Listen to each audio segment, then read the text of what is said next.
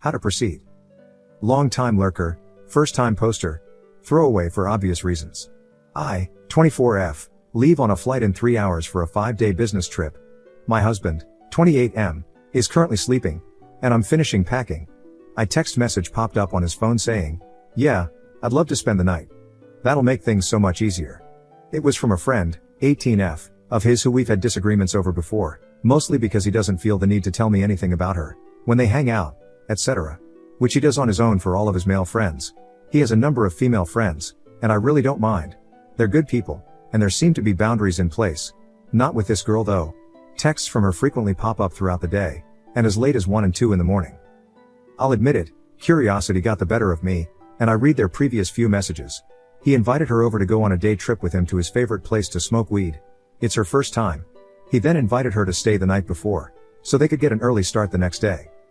Thing is, as we were going to bed last night, I asked him what his plans were while I was gone. He usually makes an effort to do something fun for himself, and to get one big honey-do item taken care of. When we were talking about my trip last night, he was very detailed in his plans, down to what he'll be doing each day, which was unusual, but he made no mention of this girl, and made it sound as though he was making the drive alone. When I suggested he hang out with one of his friends, he said, "I dunno. I think I could use a quiet weekend in." I'm freaking out a bit. We have been having some trouble, and I saw in their messages that he's been talking to her about it. A lot. I get needing to have a friend to talk to, but he's always telling me he doesn't want his friends to think poorly of me. Yet from their messages, she obviously does. Reddit, what do I do? How do I handle this? Edit, I should mention that he's had a history of hiding behavior with women from me. Thing is, I'm really easygoing, and whenever he tells me so and so is coming over, I'm the one who brings home snacks for them. Yet he's also lied about talking with a female coworker about sex, very late at night, and sharing a bed with someone he used to hook up with, to name a few. I feel so stupid. Edit 2, any advice for bringing this up? Part of me wants to confront him before I go. We had a really great, I thought, conversation last night where we decided to take this time apart to figure out what our marriage needs, and what each of us needs individually, so we can make things work. Apparently he needs her. The other half of me wants to wait until I know she's there, and then ask him what's up. I'm not really sure what to do. I've never been in this position before. Update, just found out my husband, 28M, invited another woman over to spend the night while I'm, 24F, away on business. How to proceed? First off, I just want to thank everyone for being patient while I sort this shit out. As I mentioned in my previous post, I left on a business trip, and had actual work to do. I also managed to get my account banned from r/relationship_advice because I suck at Reddit. But thanks to the helpful mods here who helped me get verified. I made the original post on very little sleep and in a very bad headspace, and honestly never thought my post would get as much attention as it did. While I read through as many of the comments as I could, I needed a few days to sort through my own thoughts, because this situation may be entertainment to you, but it's my real life, and has real, lasting consequences that I'll have to live with. There is a lot of backstory that's necessary to truly understand the state of our union, so rather than post multiple updates, I've broken it up into sections. Feel free to skip over what you're not interested in, and skim what you are. TLDR, at the bottom of each section and at the bottom of the post. Confrontation, thank you to those who responded in the early hours. It was 1:30 a.m. when I posted, and I'd gotten a whopping 3 hours of sleep. Needless to say, I was not in the best headspace. Someone gave the advice to tell him I'm hurt and disappointed. I'm leaving, you need to fix this. Someone else said to tell him that it doesn't matter how I found out. What matters is that it happened. Thank you for that, too. Both those comments really stuck with me, and I lay in bed waiting for him to wake up, typing out how I would respond to whatever direction our conversation took. Quick side note, we've been together for 4 years, and other women have been a constant problem in our relationship. He, and many people close to him and me, all say he's not the guy to cheat. He's flirty, but he'd never cheat. He's a long-term relationship guy, and loyal to the core. That being said, he's had a history of withholding information from me because he thinks it'll make me mad, and he doesn't want me to be upset with him. I'm a pretty chill person, and honestly wouldn't have cared if he'd asked this girl over and told me about it. In the past, I haven't handled him lying to me very well, hence wanting to have a plan. While I was waiting for him to wake up, I did something I'm not very proud of, where I know he'd lied to me, and I wanted to have proof of the things he told me about her moving forward, especially where I'd be gone, and she was supposed to be spending the night. I set up his iMessages to come to my iPad. I know all his passwords, so I deleted the email alerts, and just added his phone number. I'm not proud of it, but I didn't have cameras at home, and needed to know whether he was telling me the truth while I was gone. He woke up, and I decided to give him one last chance. As I was gathering my things, I asked him what he had planned while I was gone. He gave a very detailed report of his daily plans, casually leaving out anything about this girl staying the night or going to Colorado with him. I was so livid, because just the night before, we'd gotten into a pretty big fight where he said, "And you don't trust me? I've done nothing to deserve it, but you still treat me like I'm sneaking around." That hurt, because we've been going to therapy, and I thought I'd been doing really well at giving him the benefit of the doubt.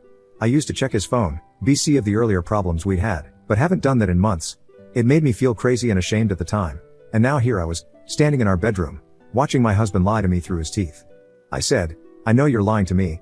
I know you're not going to Colorado alone, and I know you invited a effing 18-year-old to spend the night in my bed." And then I just waited, the silence heavy. He took a deep breath, and said he had 2 questions. 1, how did I know?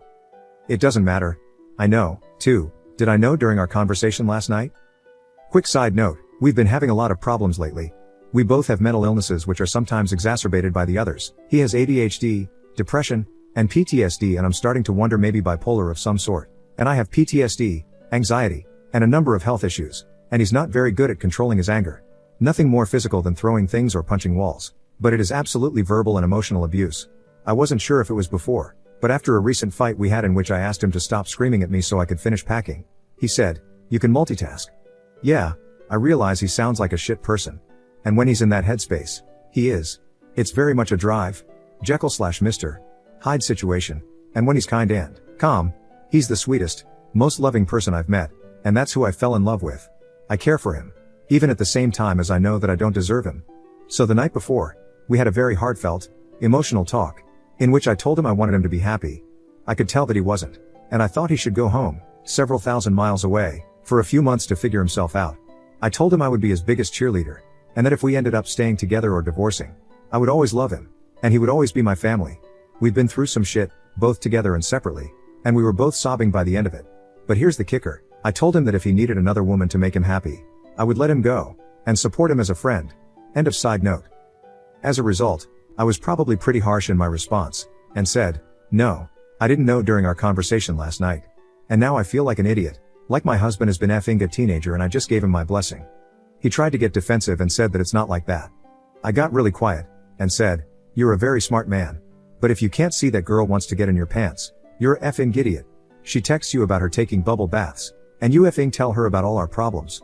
Her, when you won't even talk about me with most of your friends, you're telling an 18-year-old about all of our problems." He said he would cancel his plans with her. And I said, "I'm not making that decision. You are. I honestly don't know how you can fix this. I don't care if you go with her at this point. But I'm leaving, and I'm hurt and disappointed, and you need to figure out where your priorities are, because right now, your priority isn't your wife, it's your 18-year-old crush." He kept saying he should have told me, but that he didn't want me to make him feel guilty for wanting to hang out with his friend, and that I should have known that nothing would happen.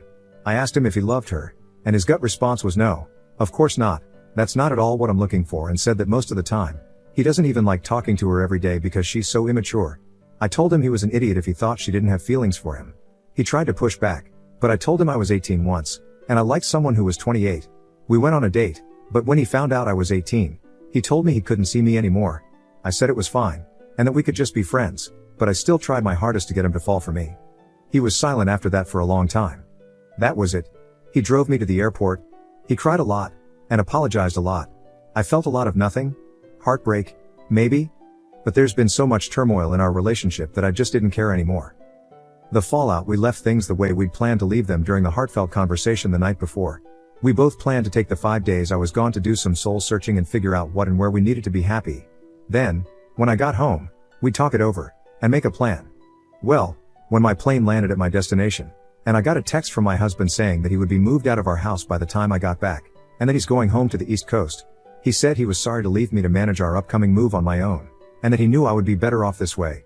He said he was taking the car so he could drive back, but that he'd leave me all of the money in our bank accounts, except what he needed for gas. He said he was sorry for keeping the information about his friend from me, but that our conversation last night had meant so much to him and had been such a high point of our relationship, that to wake up and be accused of cheating was a low point that he could not turn back from. He said he didn't know how to make me believe that his intentions were nothing other than company on the drive with his friend, but that it didn't matter and he would leave me alone. I've never felt that angry, hurt, or desperate before. I was coordinating the travel of more than a dozen other people, who were on the flight with me, and it felt like all the wind had been knocked out of me. I wanted to sob and scream, but I couldn't, because I was surrounded by people I was supposed to be responsible for. I tried my hardest to gain composure, but a few tears slipped out, and I just focused on my breathing. If I'm being honest, I'm not proud of my response. I basically begged him to stay. I'd left feeling like if he needed to leave and we didn't stay together, it would be okay, but knowing that I'd be returning home to an empty house, not getting to say goodbye, and that he was ending things over text after 4 years together, was just too much for me. I sounded like a child. I said I needed him, that he was making a stupid mistake, that I deserved more than ending our marriage over text, all the cliches. It was bad. But he was determined to leave, and I had to get over a dozen people to our final destination, so I couldn't keep messaging him. About an hour later, I got a text that he would at least be staying until I got back. Because of our dogs, nobody could watch them. So he'd stay until I was home, and then he'd go. We planned on having a phone call that night to talk over the specifics, but it never happened. I was too busy and physically/emotionally exhausted. I know, from his text coming to my iPad, but also from him telling me that he canceled with the girl. I know that he also invited her over, which was partly my doing. With the texts I was getting, I didn't want him to be alone. Regardless of if he fucked her, then there would be no question. I know that he called his best friend and talked to him about everything for an hour and a half, which was very good. He is a phenomenal human being, and has a great marriage/advice. Husband seemed more calm and level-headed after that call. He said he would take the rest of the week to think things through, like we planned. We didn't talk much. He texted me every day, and I sometimes responded. The week went by quickly, and I realized I didn't want to go home. I'm not sure if that's because of all the drama and chaos that was waiting there, or if it's because I no longer want to be married to my husband. I don't know a lot of things anymore, and I'm trying to take each day one at a time. I had a small panic attack as he was about to pick me up. I've had worse, but I sat outside at passenger pickup, trying to breathe oxygen that wasn't there, and wiped tears from my eyes. Maybe it was the anticipation of not knowing what would happen or where we'd stand. I don't know. But when he hugged me, he got all emotional that I was home, and I just felt so far away.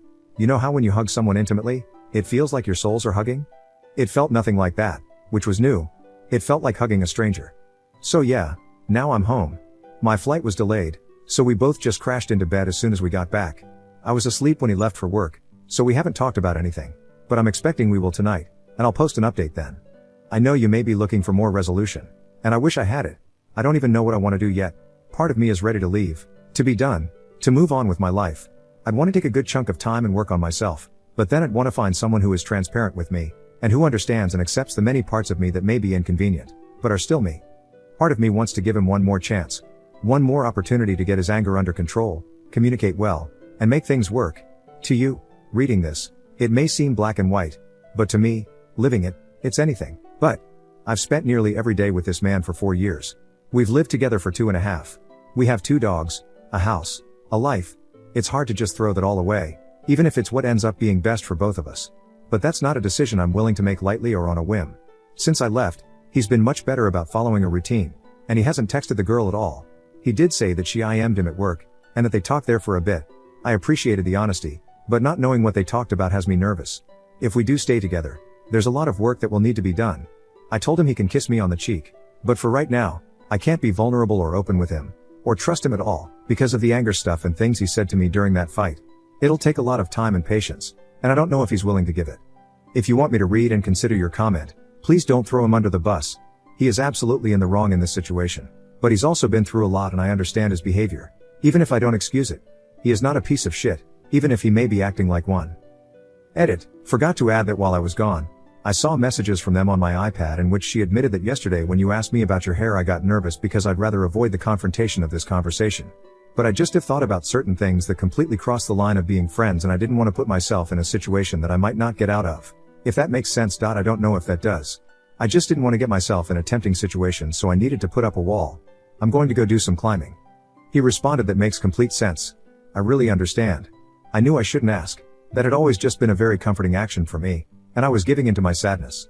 But I admire you for doing what was best for you. I really hope you have a fun time today. When I got back and asked what he did while I was gone, I said I really appreciate how you've been so open about things with her, even when they've been uncomfortable. It makes me feel like maybe I can start to trust you again. And then he told me all of that on his own. Basically, he loves getting his head scratched when he's stressed or upset, and asked her to do that, and this conversation ensued. He didn't know that I knew about it, so it was nice that he showed some effing transparency for once. Update. Okay, I've heard everyone loud and clear. I just spent 6 hours in bed reading responses and bawling my eyes out. You're right. Every single one of you. He doesn't want a strong, independent woman, and that's what I need to be. I just got off the phone with my mom, who is an incredibly religious person, and I assumed would be unsupportive of a divorce, but she said almost verbatim, Some of the same things you guys said. We made an exit plan, both for worst case and best case scenario, and I'll be talking to him tonight when he gets home. In the meantime, I'm going to go get coffee with my friend and try to calm down a bit. I've been putting myself second for so long that I deserve a bit of self-care. Before you freak out, I never unpacked last night. If I need to leave tonight, I have 9 people who have volunteered to be on call to help me move or be emotional support or whatever I need, and all of my valuables are already packed. Update 2, just found out my husband, 28M, invited another woman over to spend the night while I'm, 24F, away on business. How to proceed? Thank you to everyone who has commented on my last 2 posts. I haven't been able to respond to everyone, and I'm still working through all the comments, but the advice, stories, and love you've shared has been overwhelming and absolutely needed. Thank you. Even the people calling me names and calling me out for not being stronger, thank you. It hurt to come to the realization that we can't move forward from this. He's betrayed my trust so many times that I'd need him to verify pretty much anything for a while, and that's no way for either of us to live. The fact of the matter is that we're both pretty broken, and have no business being in a relationship with each other, or anyone else right now. I truly don't believe he's a terrible person, but he has been a terrible partner. Like many of you said, he can be a good person and not be good for me. Last night, I chickened out. I was so scared of losing him forever that I said we should just take a break, have him fly home, and work on ourselves for a bit. There were a lot of tears, but when the conversation was over, I didn't feel better, just stuck. This morning, I realized what I'd done. I did this the last time I tried to get out of an abusive relationship, and put up safeguards so I could feel comfortable leaving. My husband doesn't deserve to be led on, and I don't deserve to be unable to move on. I read through more of your messages, and I can't thank you all enough for your words of comfort, encouragement, and strength. The thing is, for you it's black and white. For me, my thoughts are so thoroughly clouded by emotions and history, and I have to let that all go. The best thing I can do for both of us is to give up. So this morning, I did. I told him that while we could take a break and try again, it would never work. I can never truly trust him again. And he wants me to change things about myself that are things I love and have no desire to change. We've been trying so hard for so long to make things work that we're just too far gone. There were lots of tears, but he took it well.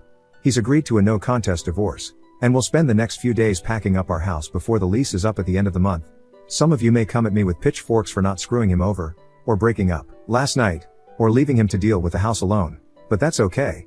I'll be staying at my friend's house until my new apartment is ready, and really focusing on just working on myself. I won't help him pack unless I have someone with me. Much of the stuff is mine anyway, and I'd rather not leave it behind. You guys are right that my self-confidence has taken a nosedive lately.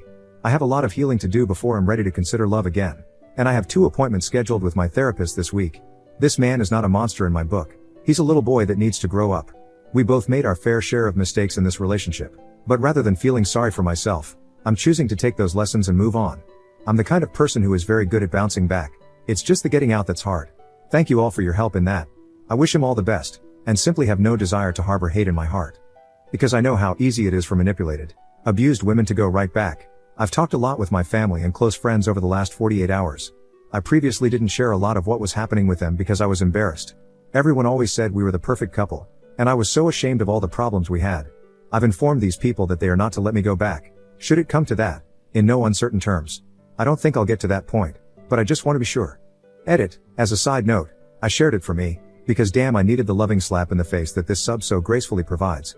But I also shared it because I hope that anyone else who reads my story and sees parallels in their own life will have the strength and courage to put themselves first. If you're feeling like you need to get out, but don't feel strong enough, or like it's bad enough, or like you'll make it to the other side, feel free to message me. We're in this together. Heart.